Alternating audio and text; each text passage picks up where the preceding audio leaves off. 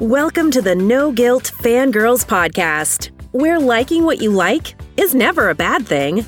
Here's your host and head fangirl in charge, Patty Holiday. Hey y'all, welcome to the No Guilt Fangirls podcast. I'm Patty Holiday, your head fangirl in charge, and this is the Monday Movie Minute. Every Monday, we are going to chat about the movies that came out, what we saw last week, what's going on at the box office. Just have a little Monday morning chat. All right, today I actually have four. That's right, four to talk about.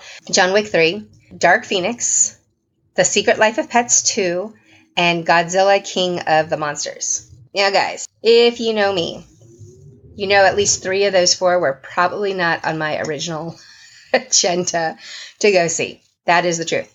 And I'll get into a little bit more detail on them in just a second here. But the podcast listeners, if you're listening to this, also know that I am doing this as a video recording. I do it every Monday on the Facebook page, which is No Guilt Life. So come join us if you prefer to see video.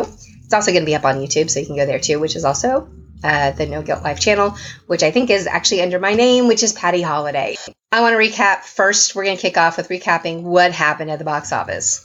It wasn't super pretty. It looks like things are, kind of underperforming for two movies that they thought would do better. That's Secret Life of Pets and Dark Phoenix. They both came out on Thursday night, Friday morning. They're all right, but not as good as I think they hoped it would be.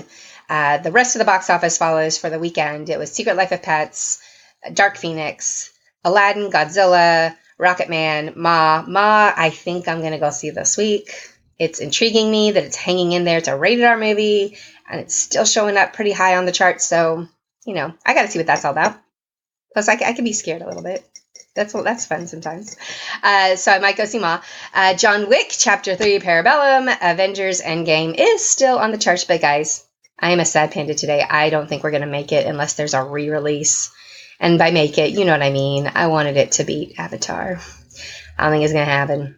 The good news is domestically we're doing great. We got to talk some of our overseas friends into watching this movie again and again, please. I mean, come on, China, just a couple more times. I think actually if all of China saw it once, right, it would blow things away. Anywho, Avengers Endgame, and then Pokemon is still there, and Booksmart is the last in the top 10. So that's your top 10 for the week. Now, on to what I saw, and I finally broke down and decided to see John Wick 3. If you were here last week or listened to the show, I have mentioned that John Wick was surprising me and intriguing me because it kept showing up pretty high on the box office list and people kept talking about it. Well, then I saw Always Be My Maybe, and I'm like, oh, Keanu's funny. I forgot about Keanu. How did I forget about Keanu? Guys, Keanu didn't go anywhere. I just spaced out on him. So my apologies, Keanu. I don't know where I was, but I'm back, baby. I'm following you. I'm so excited about you. And I actually even termed this summer the summer of Keanu because he's everywhere, guys. He's everywhere. Are you watching? This weekend, there was the Toy Story 4 press junket. And I had a bunch of friends who were there. And so I was following along on Twitter. And it was crazy because it seems like most of the questions were going to Keanu. People want to know what Keanu has to say. He's in John Wick this summer, Always Be My Maybe. He is Duke Kaboom in Toy Story 4. There's rumors that he's trying to get cast, or they're trying to cast him in the Eternals for Marvel, which I hope it happens. If Marvel's smart and they're paying attention to how hot Keanu is right now, they'll make this happen. So we'll see. And then there's also this rumor, I can't seem to find it confirmed anywhere, and he doesn't show up in the cast listings anywhere, but he's supposed to be a quote-unquote major character in Hobbs and Shaw, which is coming out in August.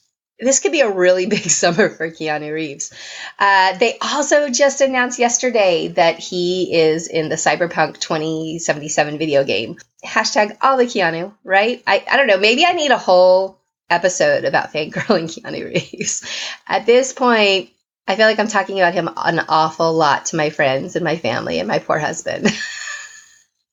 Yesterday was Bill and Ted's Day. And if you don't know what that is, June 9th is the day they have to give their their speech, their class project in order to graduate. And it was yesterday, 1988, 89. I can't remember what year it was. But anyway, I watched Bill and Ted's again for the first time in many, many, many years. And guys, it was still funny. I was surprised. It was still funny. I didn't know if, 8th grade me and 45-year-old me were going to mesh up on this and agree that it was funny then. It's still funny now. It's still funny. There's some issues though with Bill and Ted. So before you rush out and let your kids watch it, read. I'm going to put up a post about that probably later on today. So go back to noguiltfangirl.com and look for that, because there's some issues. I mean, this was a while ago and things have changed, and we don't do some of these things that they did back in 1988 and 89 for the better. All right. I'm talking about John Wick 3. Sorry. Side note. See, I got distracted by Keanu. This is what happens. But this is also very much me. This is what I do. I find something, and I call myself a deep ender. I find something that catches my attention, and I just fangirl out on it for a while. And right now, apparently, it's Keanu Reeves. Apparently, that is my thing. So, John Wick 3, I went and saw it. And here's my history with what I knew about John Wick 3. And this was one of the movies that was not on my list, that I was not planning to go see. However, box office was compelling me. I'm a sucker. I'm like, hey, if all the people are going to see this and all the people are throwing money at it, maybe there's a reason why. Maybe I need to get on board with this John Wick idea. So I did. Guys, I went in knowing the basics. I knew that he had a wife that died. I knew there was a dog that was very precious to him. I knew he's an assassin, and he tried to get out of being an assassin. He didn't want to do that anymore. And I knew that they killed his dog, right? And that set off a chain of events that caused a whole bunch of problems. So I did know the very basics of the sketch of what has happened, but I had not seen the first two movies. I asked a friend or two if that was enough. Would I be lost? Would I be able to see this? And they encouraged me and said, yeah, go ahead, go see it. Because it's really not so much about the story as it is about the action. There's not a lot of dialogue in John Wick 3. Not a lot at all, guys. There's a lot of action, a ton of action, a constant action. And honestly, that's my complaint. I know that sounds weird, but that's my complaint. I felt like some of these fight scenes went on entirely too long. We got the point. 2-3 minutes in, cool. I was interested. I was kind of into the creative ways of killing somebody. Gosh, that sounds terrible.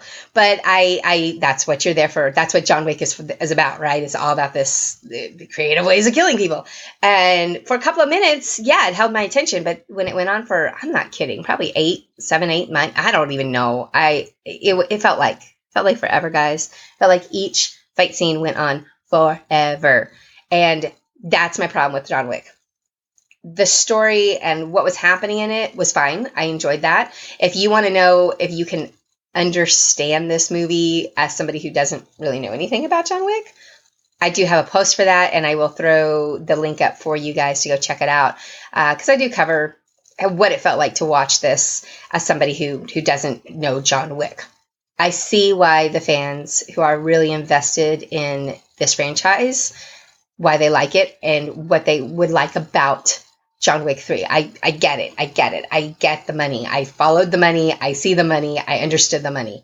I don't know. I might go back and see John Wick 1 and 2. Maybe. I think it depends on how deep my Keanu Reeves fangirling goes this summer. I don't know, guys.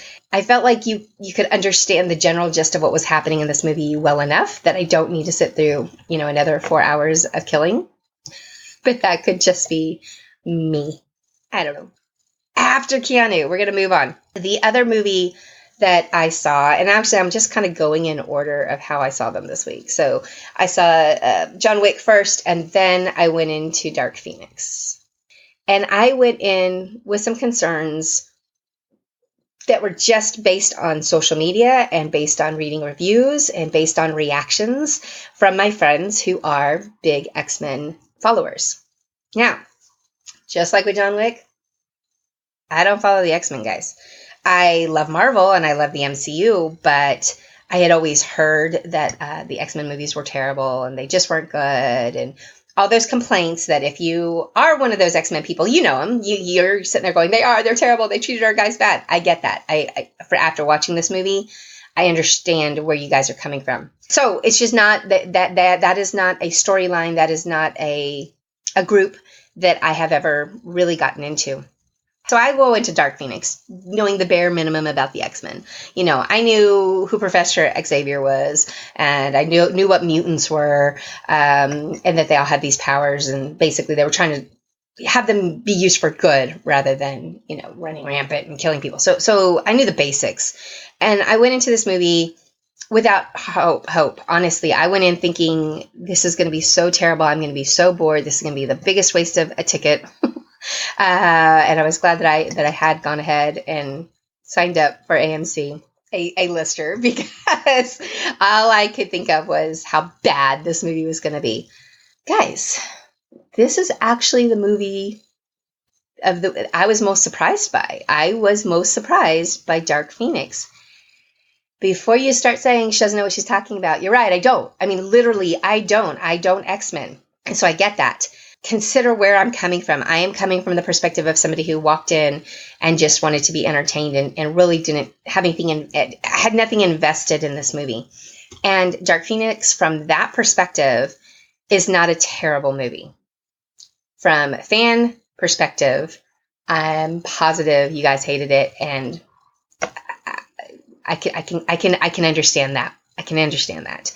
I've had some discussions with some friends who are big X-Men fans, and they literally are just holding their breath, hoping that Marvel picks this up, hoping that the MCU gives it the MCU treatment, and gives us great stories, because Fox didn't do these guys right. They just didn't do them right. I will say, what I liked about this, the fight scenes were great. The effects were beautiful. I really was surprised by what a beautiful film this was. Again, as somebody who went in who doesn't know a whole lot about the X-Men, I have a review saying, hey, can you enjoy this movie if you know nothing about it? I'm guessing that you probably enjoy it more than somebody who knows everything about the X-Men and goes in to see this movie, because it's not, it doesn't give the fans what they want. So that's my guess. I don't know, though, because I'm not an X-Men fan. This is what it did for me. It has, I don't want to say it's turned me into an X-Men fan. However, it has interested me enough. Dark Phoenix has interested me enough to go back and to watch some of those older movies and to learn and to maybe become an X-Men fan. So I can't say that this movie was a total fail. I mean, gosh, they might have pulled in a whole new fangirl off of a terrible movie. It's not a bad thing, right, guys? I don't think that's a bad thing. Take that for what it is. If you are a huge X-Men fan, you're probably just going to skip this one and wait for it to come out on streaming. I get it. Don't spend your money.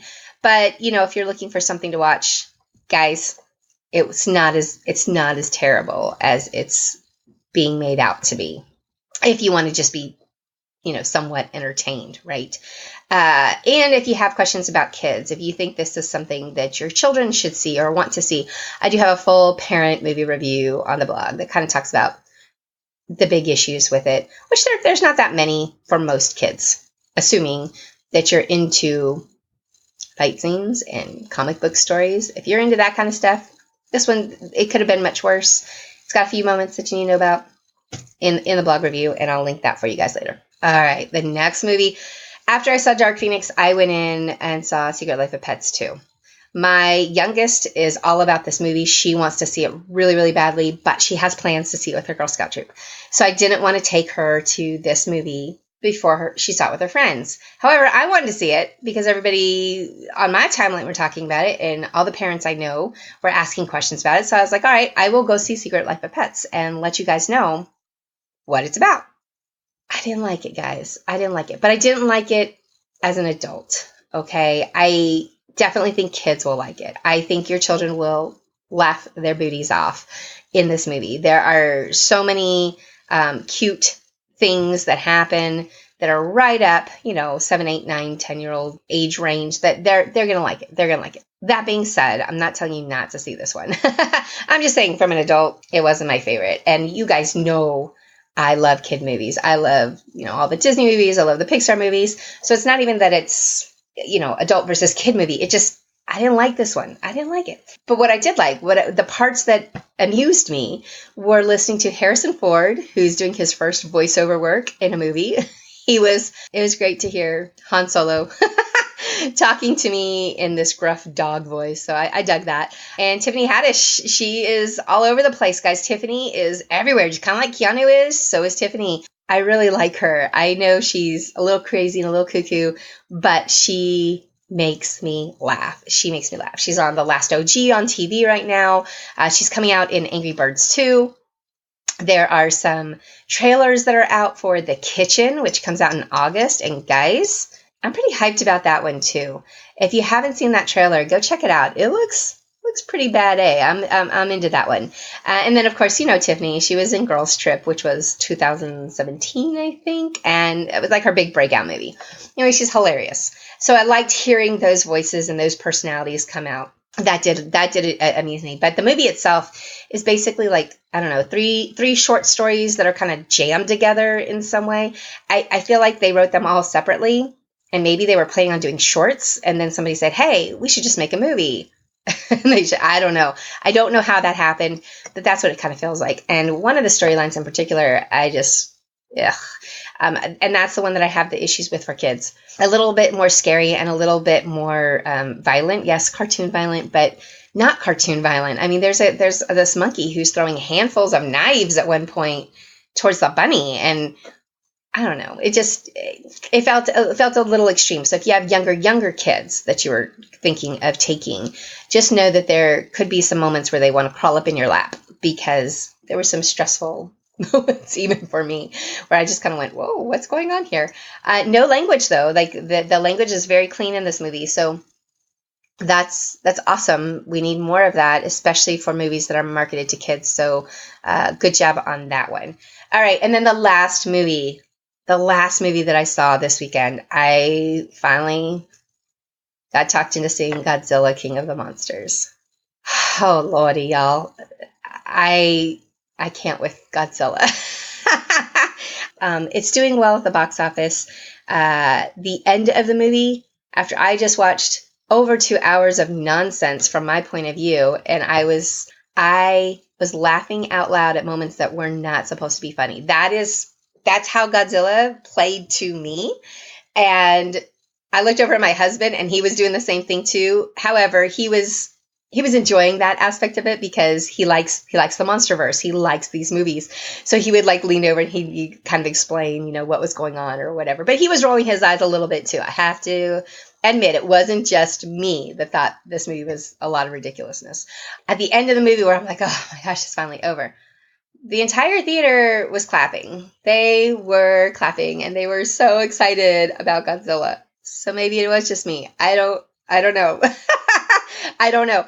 I just want to tell you that the biggest issue that I have with this movie, I didn't like the characters, the human characters did not show any appeal to me. I didn't root for them. I didn't care about them. I thought they made terrible choices. The mom in particular, I was flat out mad at her at all kinds of points where didn't like it. Also have to tell you that if you're planning on taking your kids, watch out because there's lots of language in this one. If language is a concern for your family, I want to say there was F-bombs in there. There's one character who's a scientist and he always has a smart A comment for everything. There's also a scene where the young daughter flips somebody off. So there's an obscene finger gesture in there too. Again, that matters if you plan on taking your younger kids and you have concerns about that. I don't feel like it was gratuitous. I just want you to know it was there. As far as the violence scale is concerned, it's going to be monster movie violence. That didn't bother me so much. It just also didn't interest me. There's a lot of cool monsters that they do pull out, but because I didn't have the background of knowing a whole lot about Godzilla or the Monsterverse, I was definitely at a disadvantage. So again, if this is your jam, if this is your fandom, if this is you probably were one of those people clapping and loving every single second of this movie. I'm speaking from somebody who doesn't fangirl the Godzilla movies, who doesn't love Kong. I mean, Kong's okay, but it's not my thing. The Titans are not my thing. From that perspective, I did not like this movie. I did like The music was phenomenal. And I did like a lot of the CGI and the effects going on. That was all, it was pretty amazing. So I will give Godzilla props for those 2 points. But the rest of the movie, for me, meh. And yeah, that's it. That's what I got for you guys. That's all I've got for the Monday Movie Minute this week.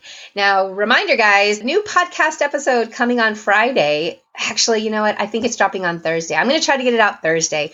This one's about a Harry Potter. Well, and I'm even wearing my Gryffindor shirt today, which I'm a Hufflepuff, but with strong Gryffindor second place ties. The Harry Potter Fangirl podcast is coming out on Thursday. And the reason I'm going to drop it on Thursday is because we have a new roller coaster at the Wizarding World of Harry Potter. I think it opens on Thursday. And so I want to kind of tie it in with that and get people hyped who get to go ride the ride. And no, I'm not jealous at all about that. Okay, I'm super jealous about that because I would love to ride Hagrid's coaster.